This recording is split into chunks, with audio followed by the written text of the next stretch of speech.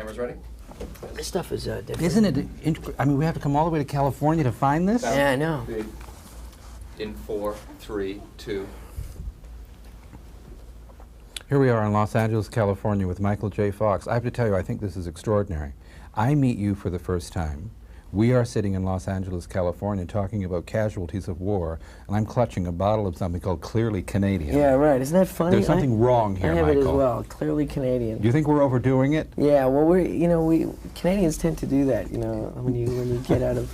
My wife, in fact, was saying that to me the other day, saying because she was talking to me about how I did some print interviews yesterday, and she said, "How did they go?" And I said, "They went fine." And she asked me what writers are there, and I said there were a few from Canada. And she said, "Well, how did you know they were from Canada?" And I said, "Well, because when you're from Canada and you meet another Canadian, you go, 'Hi, Calgary.'" And she said, "What is that about Canadians that they're all like, no matter where they are, like, you're Canadian? I'm Canadian too." She said, like, if two Americans were to meet in Edmonton, they wouldn't do the same thing. And I said, "Well, I don't know. We enjoy each other's company. What can I tell you?" You're right. Also, there's, you know, to keep on this theme, I was trying to explain to Brian De Palma, not forgetting for a moment in front of whom I'm saying this. One sits in a movie theater and watches casualties of war. And I said to him, everything I say to you, I say as a Canadian citizen, for whom the Vietnam War was something I learned about from young Americans who decided not to go there and ended up in Toronto, Vancouver, and Montreal. Or you met Americans in Toronto who, upon coming home from Vietnam, chose not to be in America. And Brian De Palma maintains that Vietnam is the sore that will never heal. After your experience, do you believe that?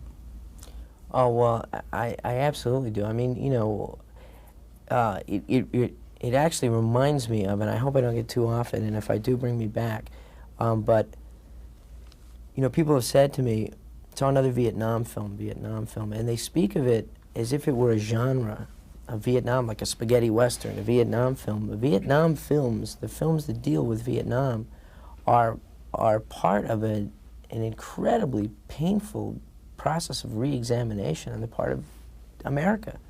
And so we've now gotten to a point, you know, casualties of war, which is specific. We no longer need the, although we're grateful for them, the, you know, Oliver Stone's Platoon overview. We can now deal with specificity, and I think that it's clear from the conversations I've had with people who have been touched by the war that it is something that will never heal. It is something that they need to come at from every possible angle that they can, again and again and again and again. Because for me, growing up in Canada, I was, you know, 5, 6, 7, 8, 9 years old. It was a scary television show. It was a television show that I didn't want to watch. But also, Michael, your sensibility is Canadian. I'm not minimizing the actor preparing, but when I think of you, almost 6 months of your life in the jungles of Thailand, you talk about the physical exhaustion from the heat, which on most days was over 100. The emotional exhaustion of the material, which is devastating and filled with sorrow. What propelled you every day, beyond the image you described of seeing Brian De Palma pull up in his car, thinking, oh, thank God he's here, he'll tell us what to do? Yeah, that was boy, Field Marshal Brian. How did you keep going on the bad days?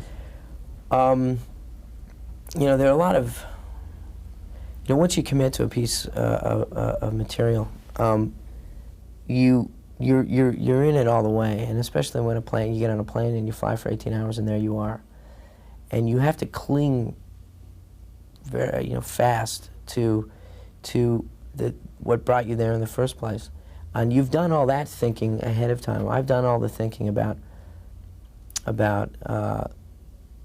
you know, you could even go so deep as to say, because I am not now, nor will I ever be a soldier in a combat situation, and because guys younger than me died in that situation, and because as an actor it's my nature to try and explore that, and so I want to do that, and it's also tinged with guilt. I mean, there are all kinds of feelings. You work all that out before, and then you get there, and you just go through it, because the physical exhaustion and the emotional exhaustion of dealing with this on a day-to-day, you know, work basis is enough. overall an overall agenda of trying to make a point or trying to, you know, clear up something in your own mind is something that is done before and after the work. But you know what I wonder about with you? When you say, as you did, that Brian De Palma sent you the script for Casualties of War, you read it. You read your character, Erickson.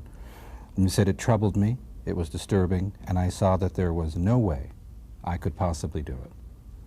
What was the turning point when you said, oh yes, there is a way I can do it, however disturbing, however troubling, I'm an actor first? Yeah, well, that's essentially it. That's what happens. I'm you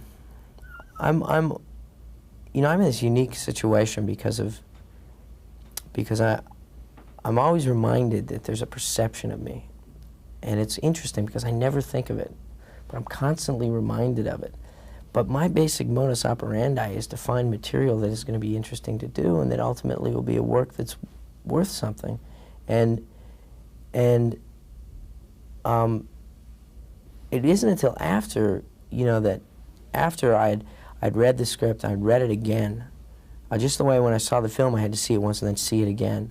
I did that, and then Tracy read it because I wanted to see what Your a woman's wife. point of view, my wife at that time, my fiance, I wanted to see what a woman's perspective was, whether it was offensive in any way, or whether it was just something, or whether there's something that was missed or something that was not touched upon. Or anyway, she was devastated by it. I talked to Brian about, although I didn't believe this, but you know, there's so much talk with Brian about his misogynistic side and his, you know, titillation from sexual crimes, and you know, making, you know, evoking titillation from sexual crimes, and you know, pandering and that kind of thing.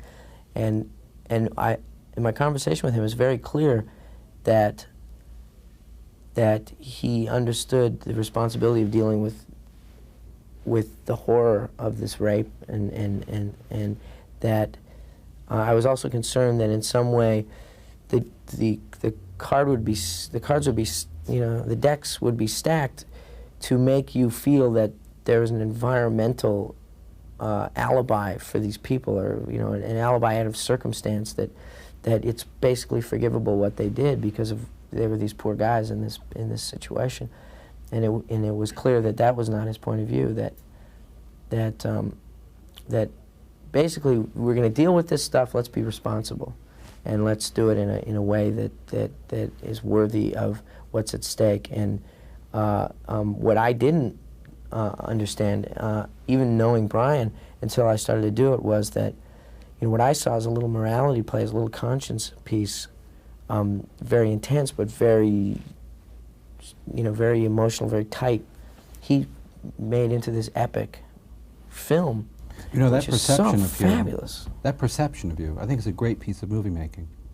Almost didn't get Casualties of War made, because when it was at Paramount, the perception was Michael J. Fox has an image and a youthfulness from television and film that will not work in this movie. Paramount's been buying me dinners ever since. Well, there you go. You see, with a quote like that, you're set for life at Morton's. It's the Ivy at the Shore. I tend to, you know, I wouldn't fly in the face of that just for the fun of it. But certainly when you're backed with material and talent such as Brian's, David Rabe's, Sean Penn's, and my own, what it means to me, then it's fun. Then it's fun to go, you really think that? You know, great. Okay, well, let's go do it. Because it's not for effect.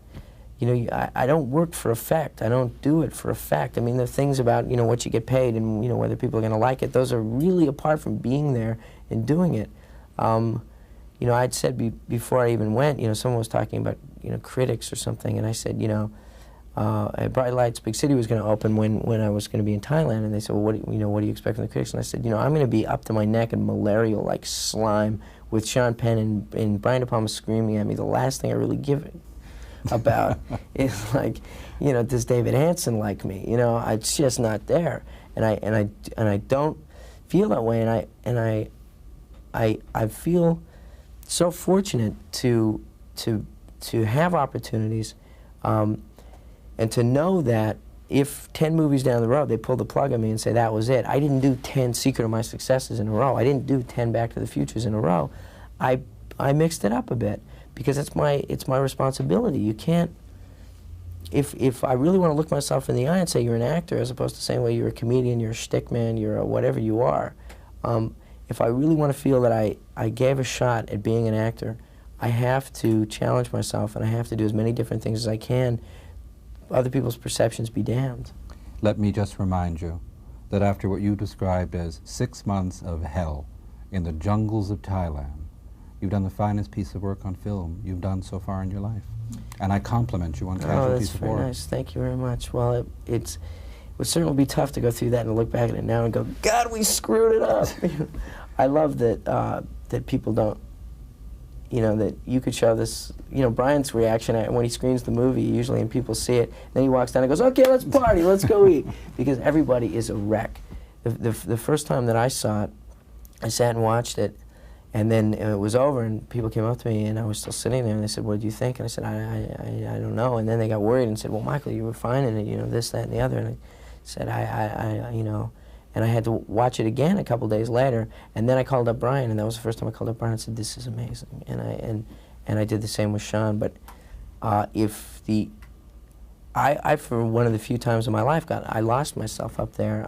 That's not in any way giving myself credit for a performance, but just that what it was about just blew me away. Thank you. You're I've enjoyed welcome. being with you. Thank you. Yeah, Pleasure. I've always wanted to talk to you. We'll do it again. Yes, we will. Thank you. Thank you.